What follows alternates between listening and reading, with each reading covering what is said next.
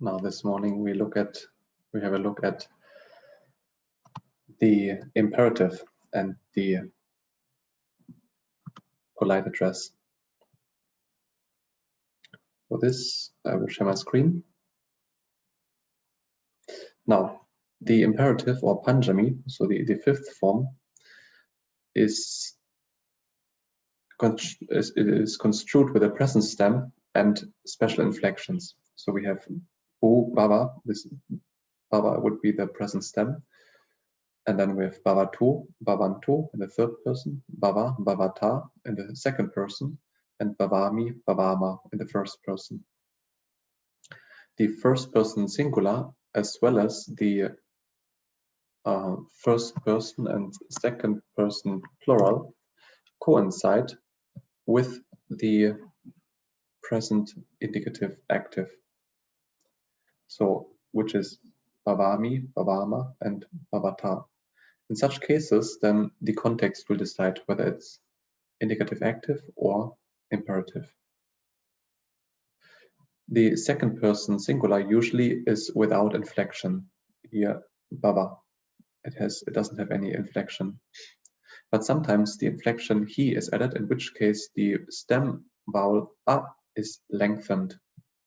For example, we have jiv and then jivahi, live or make your living. All verbs of the seventh conjugation plus the following verbs regularly have the he inflection. We have ehi, go or you must go, vat, vadehi, say, speak, and here the stem vowel is irregularly changed to e, hu, hohi, be. The third person of hu is hotu, and the third person singular of hu is hotu, and the third person singular of us is attu, and as attu means it may, or it shall be, or may it be. And in this case, attu is always understood to be impersonal. As rarely appears in other persons, for example, in the second person, atta, you be. The meaning and the usage of the imperative is as follows. In the second person, it usually expresses a command. But besides expressing a command, it can also express a command and then prohibitions. But besides this, it can also be used for invitations or wishes. And then oftentimes these are expressed in the third person or in the first person. For example, the third person, bhavatu sappamangalam, may there be well-being for all beings or for all. The third person expresses a polite invitation used with the title or the name of a person addressed, or the polite pronoun bhavant, which we discussed shortly afterwards. And in the imperative, the verb often stands at the beginning of a sentence. For example, in bhavatu sappamangalam, it's not sappamangalam bhavatu, but bhavatu sappamangalam, as opposed to the present tense, where the verb usually stands at the end of a sentence, except for as atti, which can also stand at the beginning of a sentence. For example, aṭṭhakathā, there's body. Regarding the there's one more thing. Ta, tittati, to stay, to stand, or to remain. It can also be used in the meaning in the imperative. For example, here, etta, titta, wait here.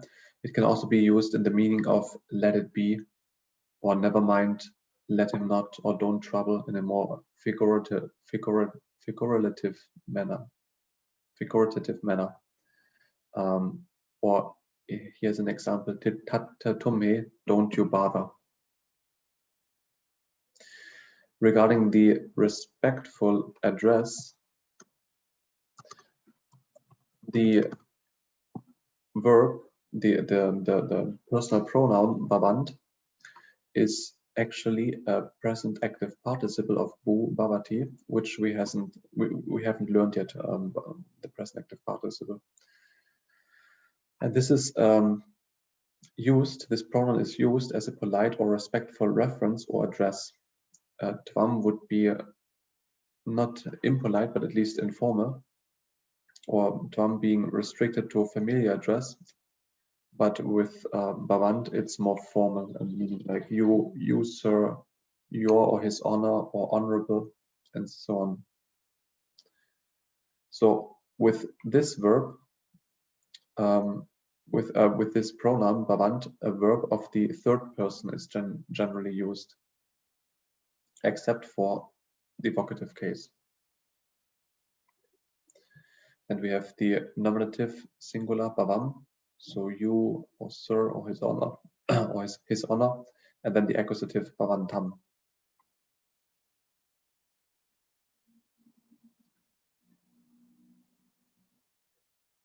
The vocabulary for today,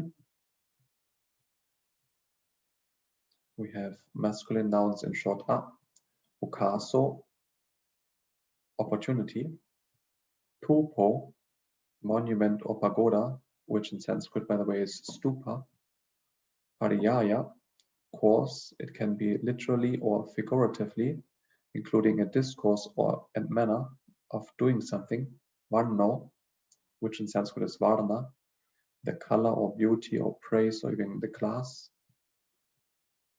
Sanko, the conch, which may be used as a trumpet, for example, to give a signal. Satchayo, learning, studying, and study. And one indeclinable bhavam, good fortune, best wishes, which can be used in greetings with the imperative of us. Okay. Pona dasanaya, tava paveya, subham mangalam.